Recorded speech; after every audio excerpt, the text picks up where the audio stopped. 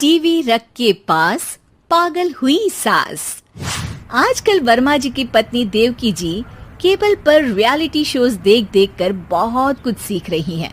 जैसे आज तो वो सुबह सुबह बेसुरे आलाप ले रही हैं। सारे गामा माँ जी, सारे गामा पाधा नीसा होता है। अरे वो तो सब गाते हैं, ये मेरा स्टाइल है। आवाज तो कम कर लीजिए माँ जी, पर्दे फट जाएंगे कान के। ये कहो कि पर्दों में आग लग जाएगी। देखना, मेरी आवाज सुन के जज आग लगा देगी, आग लगा देगी, तू तो आग लगा देगी, ऐसा बोलेंगे। सरिता वहां से परेशान होकर चली जाती है और सास रियाज जारी रखती है। सारे गाओ, सारे नाचो। तभी बाबूजी दुकान से लौटते हैं। अरे देवकी, क्यों तानसेन बनी हुई है? कान से खून निकालोगी क्या? अरे क्या हुआ, रियाज तो करने दो मुझे। इसको रियाज बोलते हैं?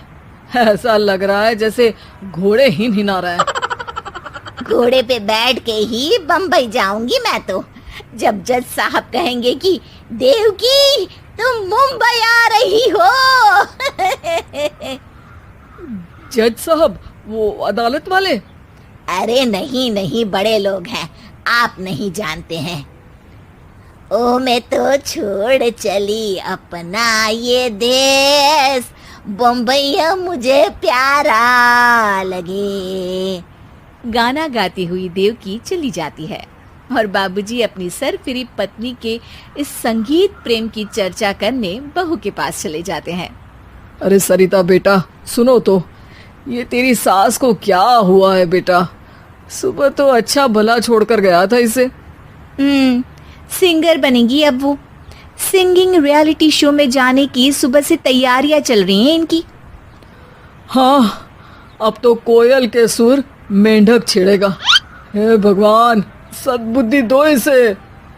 इधर बाबूजी भगवान को कहते हैं और उधर राधा रानी प्रकट हो जाती है, देवकी की मोहल्ले की सबसे पक्की दोस्त। क्यों री देवकी, काहे इतना गला फाड़ रही है? कोई चीखने चिल्लाने का कंपटीशन है क्या?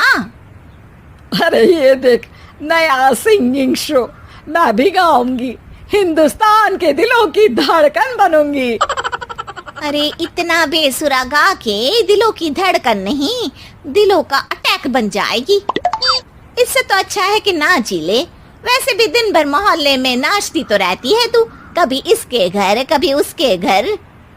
देवकी को समझ में आ जाता है कि उसका गाना किसी को पसंद नहीं आ रहा। अगले दिन सरिता देखती है कि सास पैरों में घुंघरू बांध के नाच रही है। अरे माँ जी, क्या मंजुलिका बनी हुई है आज आप? अरे नाचने दे बहू, जब तक है जान जाने जहां मैं नाचूंगी। अरे माँ जी, अभी जान निकल जाएगी, इतनी जोर से नाचेंगी तो। अरे अरे, क्या कर रही हो? अरे दिख नहीं रहा, डांस कर रही हूँ। अरे जैसी तुम्हारी हरकत है, तुमको तो नागिन डांस करना चाहिए। वो भी करूंगी, भांगड़ा भी करूंगी। देखना, जज मुझे देख के स्टैंडिंग ओवेशन देंगे। हाँ, स्टैंडिंग ओवेशन तो देंगे ही, ताकि खड़े होकर वहां से भाग सके तुम्हारा डांस देखकर। अरे कुछ ढंग की चीज करो, ये रोज क्या नया शुरू कर देती हो? सास को लगता है कि उसका डांस का सीन भी बिगड़ गया। अब वो टीवी देख के कोई और कलाकारी ढूंढने लगती है।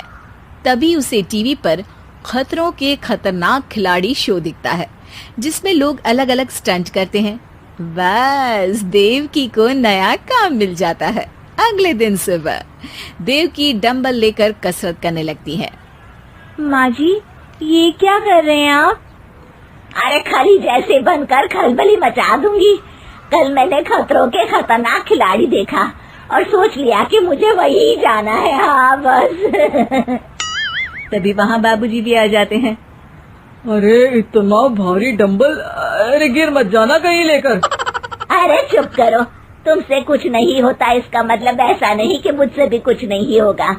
मैं तो खतरों के खतरनाक खिलाड़ी में जाने वाली हूँ। हाँ मैं तो इस शो में तभी गया था जब तुमसे शादी हुई थी। तुमसे शादी करना भी खतरों के खतरनाक खिलाड़ी में जाने से कम थोड़ी ना है। अब चुप भी रहिए। अरे बहू, वो भारी वाला डंबल उठा कर ला तो। अरे ना माँ जी, आप संभाल नहीं पाओगी। अरे मैंने टीवी में देखा था, एक आदमी कार उठा लेता है, इतना तो मैं उठा ही सकती हूँ ना। बहू घबराते हुए भारी वाले डंबल माँ के हाथ में दे देती है। जैसे ही माँ दोनों हाथ ऊपर करती है, पूरे शरीर का बैलेंस बिगड़ जाता है और वो पीछे की तरफ गिर जाती है। डंबल जाकर टीवी में लगता है और टीवी फूट जाती है। माँ जी, उठिए माँ जी। बाबूजी बहुत तेज हंसने लगते हैं। बाबा बाबा, टीवी और बीवी दो टेंशन थे मेरे, आज एक कम हो ही गया।